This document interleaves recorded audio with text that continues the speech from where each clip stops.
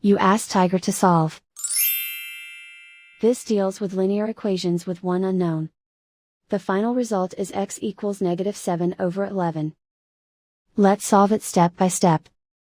Group all x terms on the left side of the equation. Subtract 19x from both sides.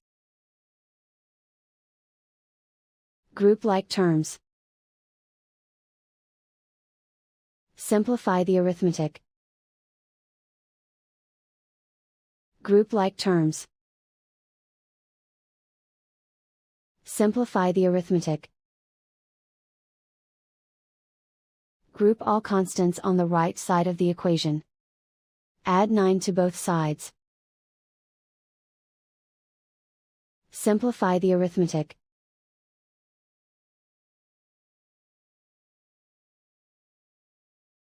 Isolate the x. Divide both sides by -11.